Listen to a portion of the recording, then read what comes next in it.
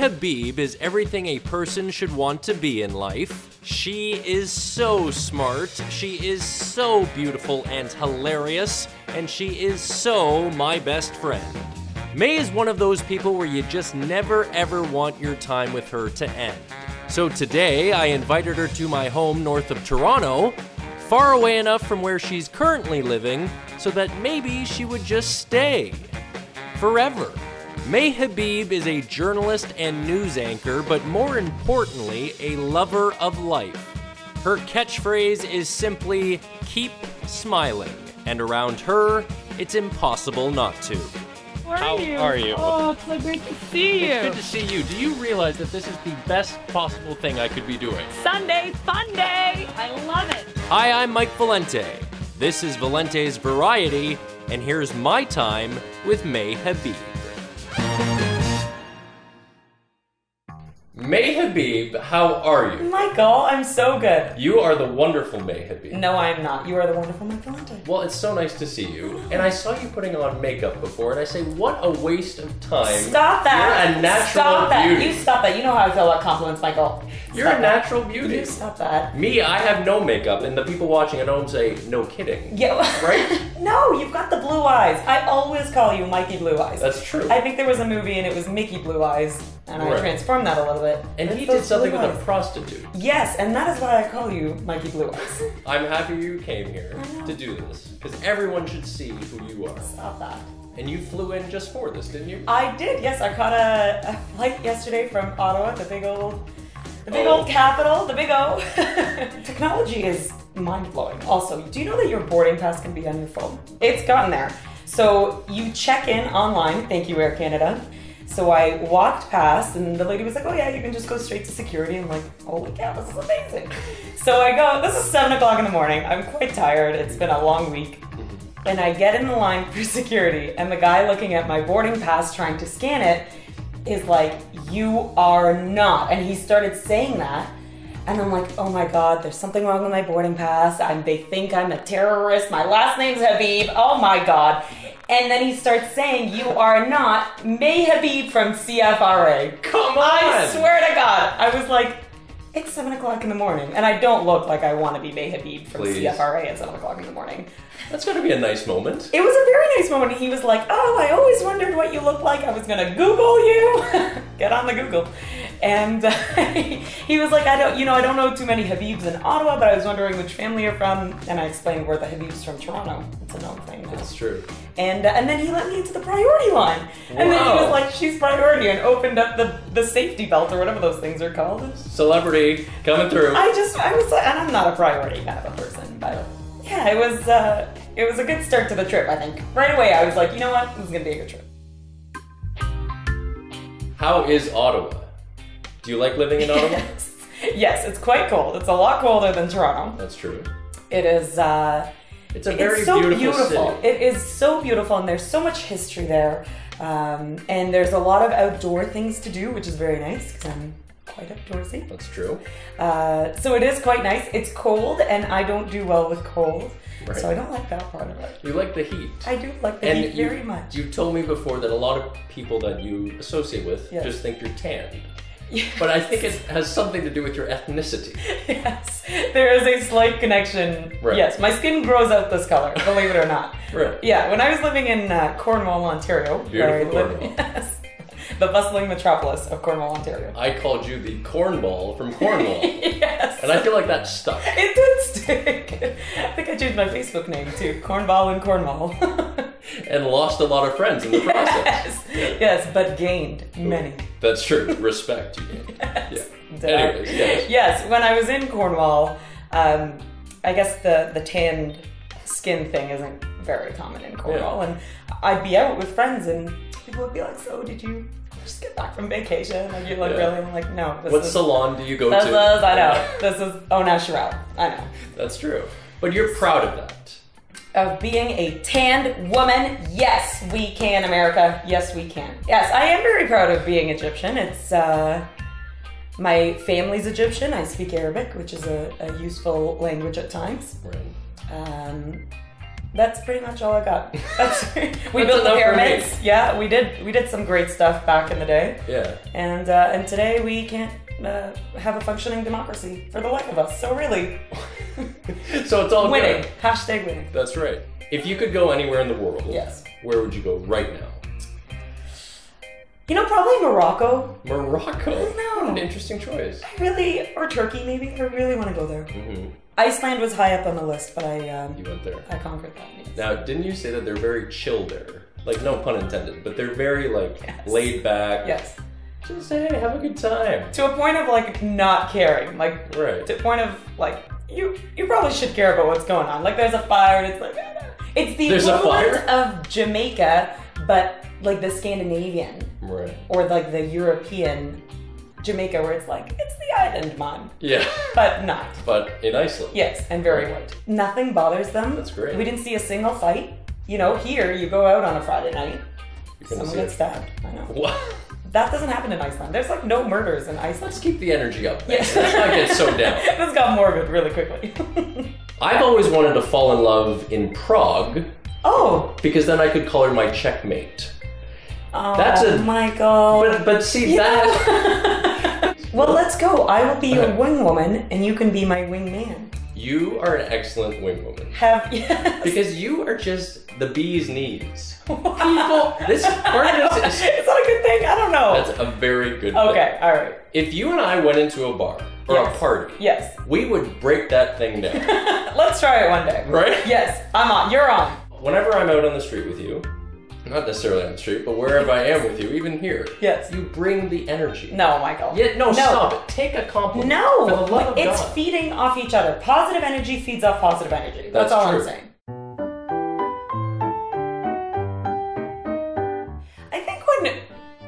I know when females are single, it's totally different than when men are single. Right. Also, a female's version of being set up with somebody is quite different than a male's version. Tell me how. Exhibit A. Okay. This whole May is single thing is a relatively new phenomenon at work. That's right. And everybody's like, oh, we gotta find May somebody. Because it's 1932. God forbid I live on my own and become a successful woman. Yeah. But a man at work, a friend of mine at work, who will remain nameless, Okay. comes up to me and he's like, you know what, May? I have the perfect guy for you. Really? He's like, he describes everything. You know, you get to know each other at work and you talk, especially when you work on the weekends, you get to chat a lot. He's like, I have the perfect guy. He's a friend, da-da-da. He's great. He has his own business. He's so successful. He's handy, and I really like handy men. Do you? Don't read into that. I literally build me a castle. Yes. No pressure. Yes, and I end up with a bench. But that's okay. I'll take it. It's like a castle of a bench. Yeah. And he's like, he's handy, he's this, he's sweet, and he goes on and lists everything I'm ever looking for in a man. Really? Followed by, but he's taken. What? Right? I just didn't even know what to say at that point. I was like, okay, so what? So you told me you had the perfect man for me, but he's taken. He continues, and this is where men and women are quite different. He's like, but him and his girl, they're in a bad place right now, and I don't know if it's gonna work out. Oh, so it's on the rocks. Yes, and not in a good way, because No. the rocks can sometimes be a great thing, but not in a relationship.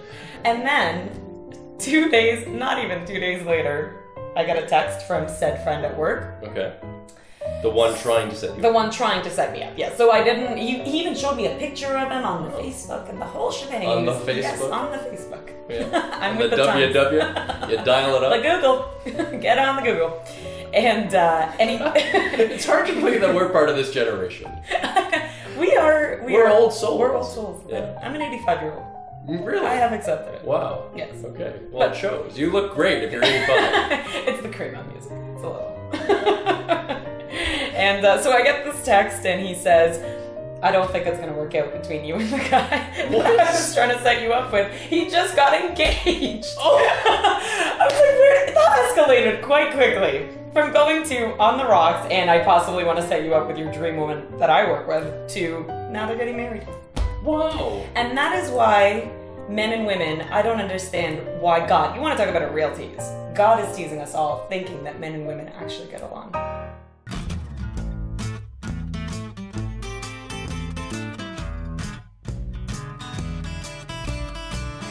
know if I classify dating as fun, but I'll know right away if I wanna.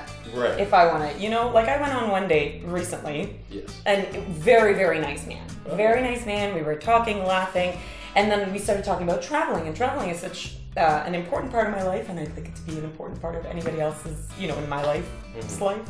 Your partners. Yes. Yeah. You go with partner to be. You pick up what I put down. That's right. That's why this works. And we got talking, and I was like, oh, blah blah blah, swimming with sharks, and he was like, that's a nightmare of mine. To swim with sharks. Yes. Whereas with you, it's a dream. I've already been swimming with sharks. Wow. Yes, and it was an amazing experience. And I was like, you're kidding though, right? Like, who doesn't want to swim with sharks? Yeah. He's like, no, really, I would never do that. I think you're a fool for doing that. You cheated death. I just about, check please. We can just wrap this up. This is over. Like, we can just stop here. You need an adventurous man. I do. You do? Yes. He was very, very nice, but adventure level needs to up itself. Right. But there has to be something you're looking for. In a woman? Yes. Personality is huge. I mean, that sounds like a cliche. No, someone who's very witty, who can make me laugh. You gotta be able to make each other laugh. Right? Because I feel like we work in media, like we get it, and we kind of put on a show sometimes. Yeah.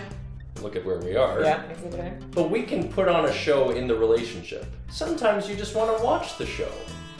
And I think that's key, to have multiple shows. That you can watch together. Yeah. Big Bang. It's like Mad Men. Right. I had no idea where you were going with that. So you watch, what does that mean? I'm saying, sometimes you want to be in the audience watching, sometimes you want to be the star. Yes. But to have that back and forth.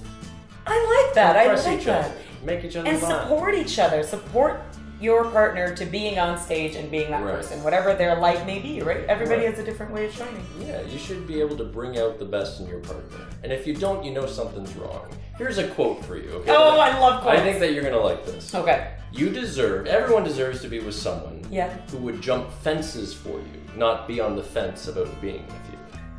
Pound it. You gotta explain. There's another quote I really like that describes how I think most people should be in relationships, and that's, don't drink out of the same glass, instead fill each other's cups. Oh my This is getting too deep. This is Oprah. Oprah! Everybody gets a quote! Everybody here today gets a quote. You get a quote. You get it. Scott, you get a quote too.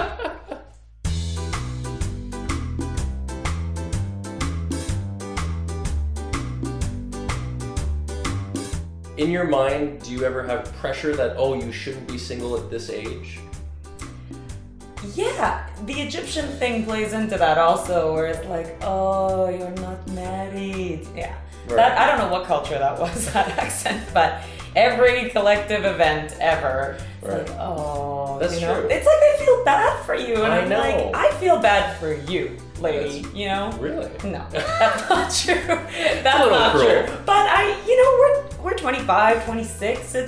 It's a good time. If you're in a relationship, it's a good time. If you're not in a relationship, it's a good time. That's It's still that boundary age where it's, oh, not every single one of your friends is in a relationship or married or living with their partner or whatever, but not everybody's still out and, going out every weekend or whatever. It's good. Yes. It's so easy to lose track of time, and the days go by so quickly, and it's such a go, go, go job, and at the end of the week, you're like, oh, another week gone, another month gone, and now it's, a new year, and it's just constant.